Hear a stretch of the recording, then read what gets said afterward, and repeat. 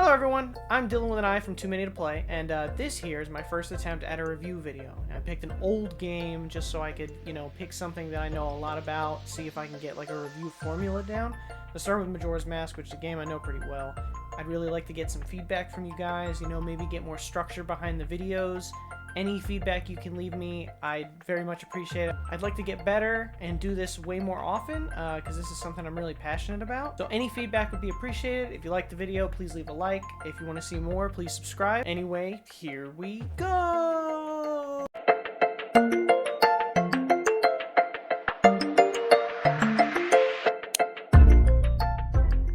Majora's Mask is, suffice to say, a cult classic. It came around a time when all we knew from the Zelda universe was Princess in trouble, save her before bad man do bad things. And although it wasn't the very first or the last game to stray from this formula, it did it exceptionally well, despite the huge contrast in tone to previous titles.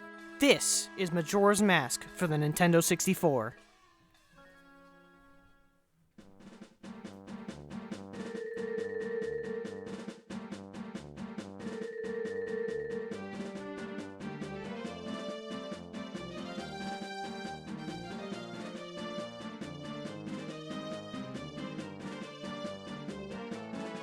Majora's Mask was first released October 26, 2000 in North America. In Japan, it was released earlier on April 27, 2000. They get everything first. Majora's Mask was strange. Up until now, Zelda series had always had a very heroic / cutesy vibe to it. And then we got...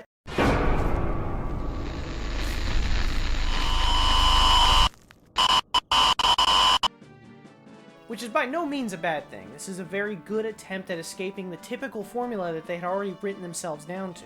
Death is a very prominent theme in this series, and I mean very, very prominent. I believe that the whole basis for the game is that death cannot be avoided, and it's something that you have to live with. You have to take on what that person left behind, use it to become stronger, and move forward without them. But that's a little ahead of where I want to be, so let's start with a recap of the story.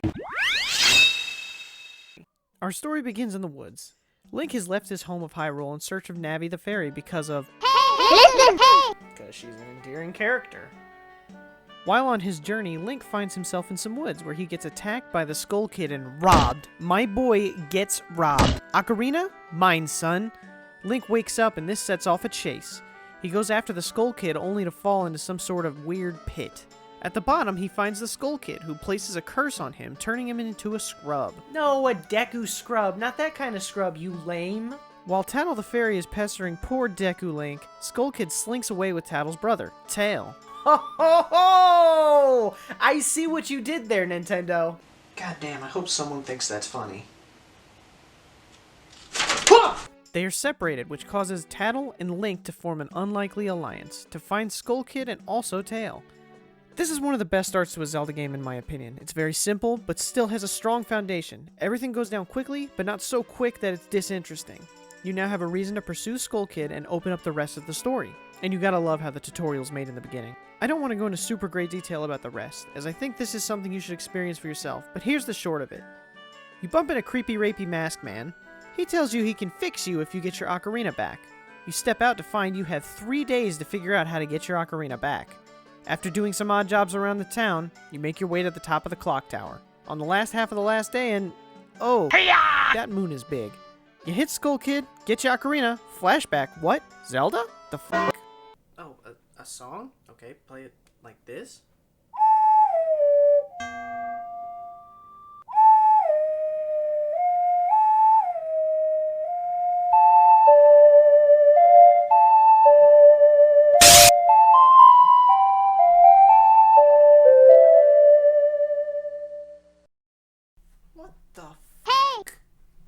Go and talk to Rapey Man, and boom, you now have your first mask to help you traverse this game.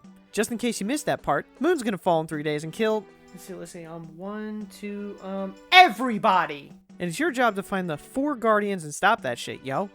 The story may not be completely fleshed out, but that adds to all the mystery that surrounds this world. You're given just enough to learn what Termina is, who its residents are, and why these things around you are happening. The story unfolds around your actions, and it's just really cool to be able to see these branching paths to help people and sometimes see how they interact with each other because of your interference. Or you could just ignore what's going on the side round and let people get probed by aliens. It's a very solid experience, and I really recommend playing it for yourself to see how it all comes together.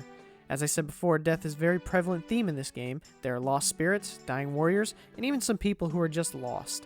And although some people die in the midst of the journey, a metaphorical torch is passed to those who remain behind to carry on for them, and I believe that is the main driving force behind the plot. The story is mostly about coping with loss and how you can feel trapped in a cycle, i.e. the repeating 3 days over and over. But even with these dark tones, it's not all super depressing. There are some very happy moments between those in the story, like lovers being reunited, a spirit finally passing on his teachings, a dead land regaining its lost life, the Deku's becoming friendly with the monkeys, and so on. For a game that was made 20 years ago, there are lifelong lessons to take with you. I mean, there are so many ways people can dissect what this story means. I mean, if you just look up Majora's Mask theories, there's enough.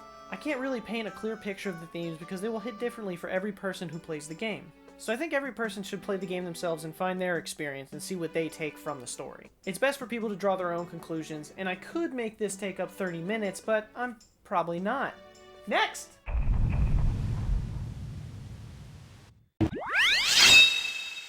On to the gameplay. We've got using your control stick to move, B to use your sword, A for your action commands, which is for rolling, talking to people, picking things up. You've got your hold Z to target, right trigger to use your shield, and you've got a magic meter for magic-based attacks and for other things. You pause to use the item screen, which is now basically your standard 3D Zelda controls. Oh wait, what's that? Are you bored playing as one character? What's that? You don't want to just play as Link? Well, have I got a deal for you. Okay. How about this Deku scrub, huh? Huh? He can't swim, he burns easy, but he can fly! Kind of. Okay. I get it. It's not enough. Well, how about a...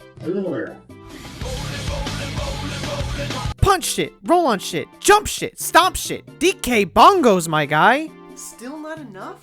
Well, today's your lucky day, fellow gamer, cause there's more! How about a graceful, goddamn Zora! Look at those spins! Check the flips! Built-in boomerangs, cause f*** you! The inventory system is also standard 3D Zelda. You got items, you set with them with C, and you use them with the C buttons. But now you got all these delicious masks! Some do nothing, and others do everything! You got Dancing Mask, Chicken March Mask, Bunny Hood, and the pig one.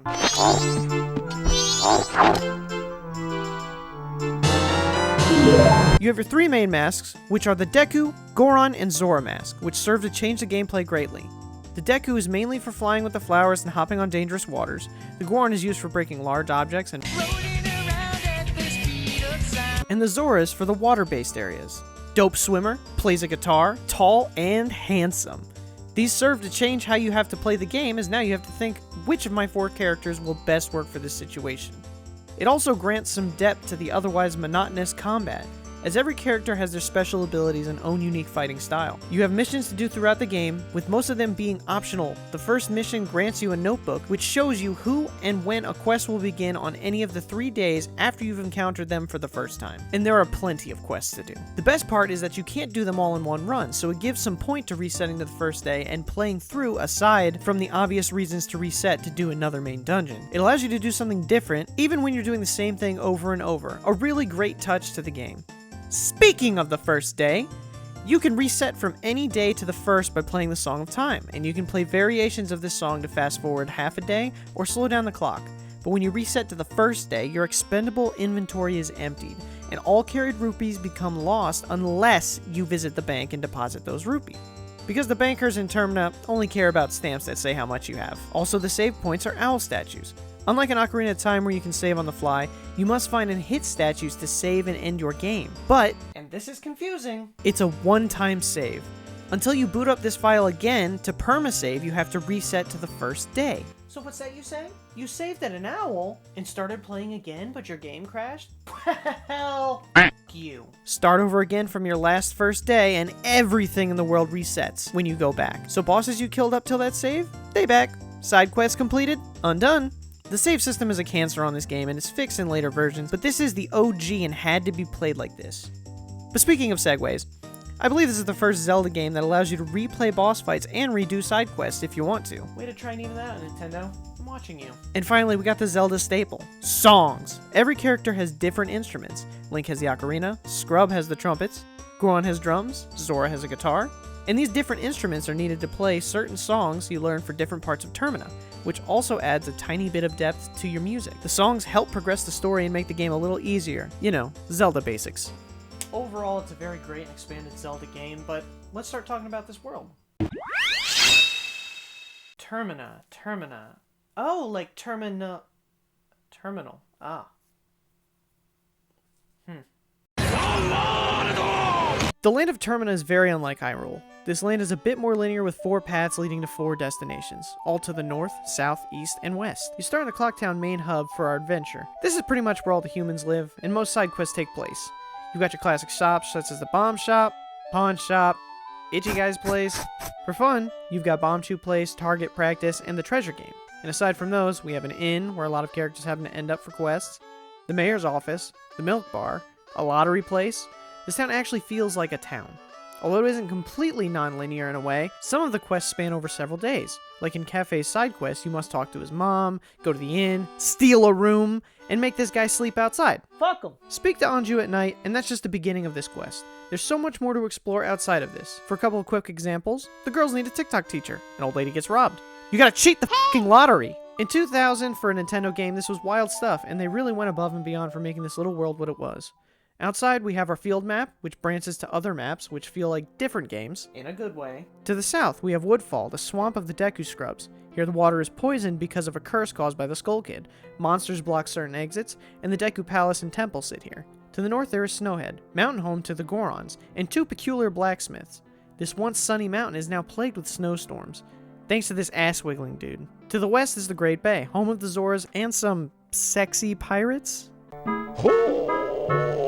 Here, Skull Kid raised the temperature of the water, killing most fish and other creatures. Home to this dope-ass band and dreamy guitar Zora. Those beavers. And last but not least, to the east, bars. We have Akana Canyon, a desolate and spooky area void of life and thriving with undead and spirits. An empty castle and catacomb await your presence. Just like with your supply of characters, the world matches it by granting you diverse and fun areas to explore. No 2 areas feel alike, and the world is so alive. Ironically, yes, alive. There's so much to do and explore. The characters are all rich in story, as well as the place they are in. It's so much fun to just be around in this game, I just can't get enough of it. I praise the game for how diverse it can be, but I can't help but feel like it could have been a lot less linear. I mean, the map is literally just... Aside from the simple directional layouts, the actual world itself had very little to improve upon. Ooh, baby, you want dungeons? We got dungeons. We got one for the Deku guy, one for the Goron, one for the Zora, and one for that guy. There are 4 temples you go to, with each having one of your masks as the focal point. Woodfall Temple, dark, eerie, gotta use the flowers to fly over to poison water, and a bow to open the doors. Simple first temple. Then we got Snowhead Temple. You gotta around the mountain, inside and out. Here's where it gets a little tricky. There's some kind of platform in the middle, and you have to knock out certain parts of it to get where you want to go. Hit too many? Sorry guys, gotta start it over. Overall, a little more difficult than the first, but nothing crazy. Still fun. What? Water Temple? Fuck! Yeah, it's Great Bay Temple. Personally, I hate this place. It's better than the Water Temple in Ocarina of Time, but god damn it. If this place isn't a pain to navigate, I find myself lost all the time in this place, and the sense of direction is just gone. Here, the main mechanic is to change the current of the water in a cylinder to move to new areas. I could do without water levels. And last, we have the Stone Tower Temple Pilots. My absolute favorite. It's fun and it's challenging.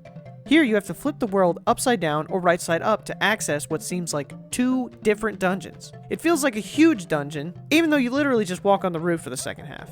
Puzzles are engaging, you have a lot of mini-bosses to keep you on your toes, challenges that require you to use every mask at your disposal.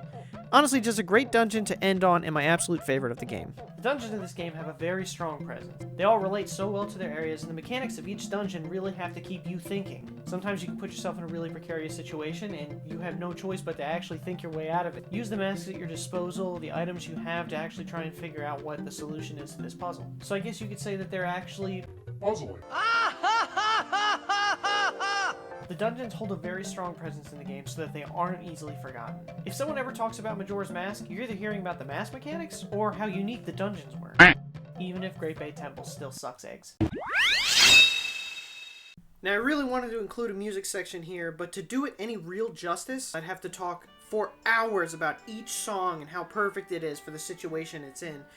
But I've decided that I'm going to narrow it down, that way I don't have this video be over like 2 hours long. So I'm going to be only talking about the Clocktown theme as it changes, and the dungeon themes. Honestly, what would a Zelda game be if we didn't include the music? Usually the greatest part of any Zelda game is the music, and Majora's Mask is no exception to this. Each piece really brings the scenery to life. The town theme is so happy and humble, just another day, you know?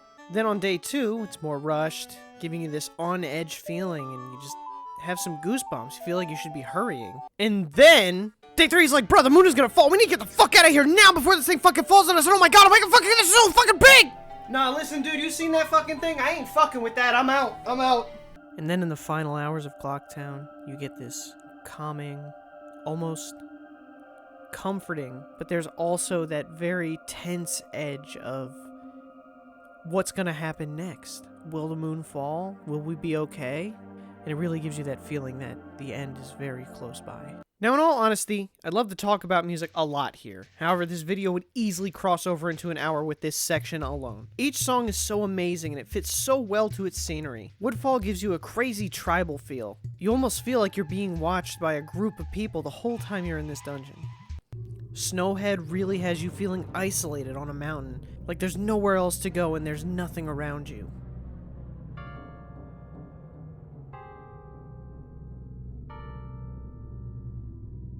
Great Bay has easily the weakest of all pieces. It seems so awkward and random. Really, like it just doesn't have a huge place here. It gives me more of a robotic technology vibe than it does the water dungeon, and I get that it's kind of robotic, but it's really only lights on the wall. Everything else is maintained by water pressure and turning valves, so I don't understand the choice behind this music. But maybe it's just me. And finally, we have Stone Temple. An ancient, desolate place that hasn't seen life in a very long time. You really get the sense that you're in an ancient temple. And then when you flip the world, it becomes very surreal. It's the same song, but they add something to it that just makes it feel like you're in some type of fantasy land. Which kind of puts into perspective that you just flipped the whole fucking dungeon, bro. Like I said, it's hard to do this section any justice by only talking about a few pieces. But know that Majora's Mask is no slouch when it comes to its soundtrack. Every song really has some life to it and gives some vibrancy and life to the world around you. I can't stress enough how damn near perfect this soundtrack is. If you don't believe me, just go listen to it for yourself. Look up Majora's Mask OST. Fuck it, I'll put a link right here. Check that shit out. You will find that you can listen to every single song so easily, and you won't want to change it until you get to fucking Great Bay Temple. But long story short, it's a goddamn banger! The bosses. This is my only real gripe with Majora's Mask besides the save system. I think so much more could have been done with every boss. The temples are so engrossing up to the point you get to the boss, and then you just destroy them. Ottawa is the most simple of the four. Obviously, being the first to fight, he does attack if you let him.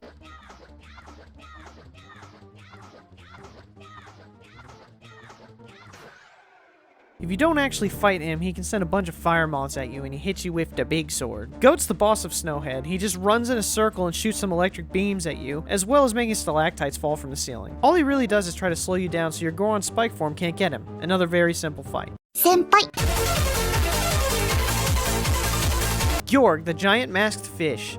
His gimmick is if you're in the water, he hurts you. So you have to stun him, jump in, hit him, and leave the water before he has a chance to retaliate. He sends other little fish to attack you. He chases you at high speeds if you're in the water, and rams the platform if you stay there for too long. This guy has the most depth to his fight, which sucks, because it's also a no-brainer when you're just forced to run. Twin Mold is the giant 2 centipedes that fly in sand in a very fucking cool design, but simple-ass fight. You put on the giant mask and beat the fuck out of them. And that's literally it. They attack by just flying into you, and they also make babies. Link's a home wrecker. What sucks is that the mini-bosses have more depth in game than these guys do. Gecko and Snapper require actual strategy and different maneuvers to get through. Wizrobe is an ass-licking fuckface, and Gomez is just cool as fuck! But then we get to the Mac Daddy of the fights. Ho, you think you're ready for floating hentai mask? Yes, we are now fighting Majora's Mask itself. A floating mask with a bunch of tentacles streaming out of its ass. It shoots a laser at you, which you have to redirect with your mirror shield to kill the other masks of the bosses you defeated. And use the beam to stun him. He himself will spin at you. rush you from across the room. You can also get behind him and shoot him from behind with arrows, then strike while he's down. And that's...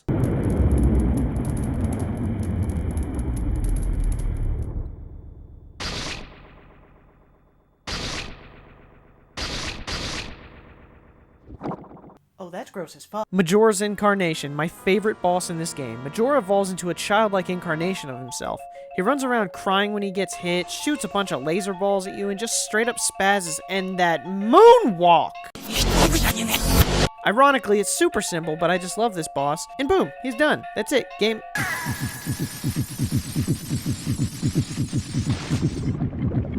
Oh no, fuck no, not again. He's roiding out! The final version of Majora. Majora's Wrath. His limbs get stronger, he grows a face, and becomes a goddamn dumb whip me too far? This is the depth I've been craving from these fights. Although it's not much of an improvement, you can't just rush and hit Majora in this form.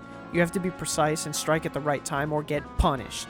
Majora can deflect your arrows and your sword strikes if not timed right, so you need to attack when he's open, stun, and then punish him. And you can't just run in this form. Majora can strike from far distances, basically just whipping him whips around to hit you wherever you're at. Finally, some challenge. Overall, these bosses are very lacking, when usually the bosses are the best part of Zelda games. But I guess sacrifices did have to be made so that the 3-day system could be fleshed out, but... So I didn't have this in the original script for the video, but I thought it would be really fun to include. Extras to the game, I think, really enhance the replayability. I mean, of course it does. Why would you play again if you're not getting anything else out of it, unless it's a really good fucking game?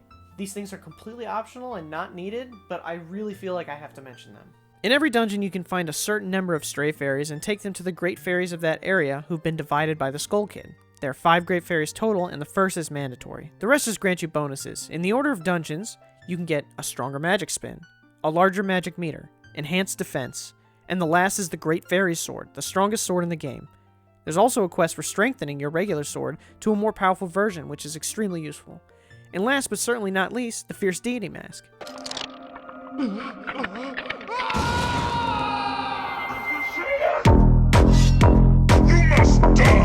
No, don't do it! No, don't do it! I'm a virgin! Oh, hell yeah.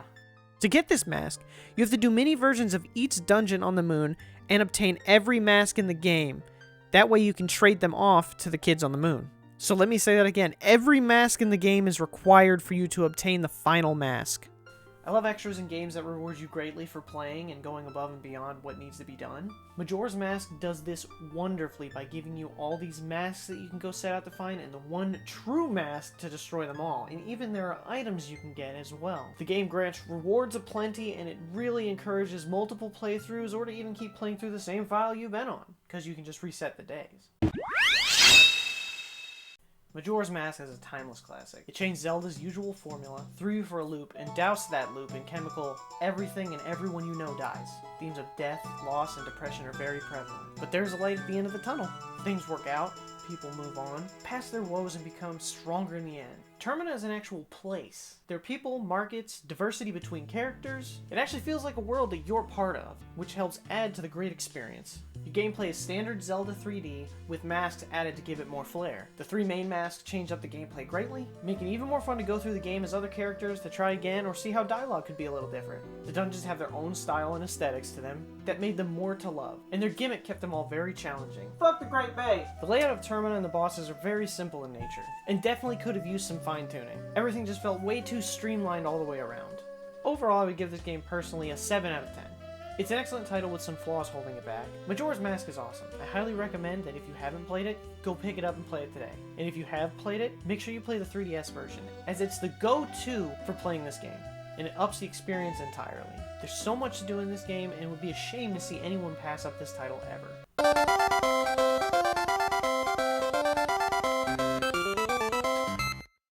Well, thanks for sticking around this far, everybody. This was my first attempt at a review video. Really just to dip my toes in and see if I can make this type of thing work. I know I said the 3DS is the definitive version, and that's not the one I'm reviewing. I was reviewing the Nintendo 64 version because I know this version a lot better than I know the 3DS one. So I chose only to speak on the Nintendo 64 version. Just because I'm really new to this and I want to make sure I start with something that I have a good understanding of. Please leave comments and feedback because I want to be able to get better at this, and I want to be able to do this a lot more often, and I think your guys' help, I could become pretty good at doing this. And I have another channel called 2 Minute to Play where me and my brother play through games. I'll put a link up here, but we actually played Majora's Mask, and that's where all this footage came from. It was from our playthrough of this game. So you can go ahead and watch us play and see how contradictory I am from my review compared to what I say while we're playing the game. So please drop by and check us out for daily uploads and see if you like what we're doing over there. I'm Dylan with an I. Thanks for watching. Bye-bye.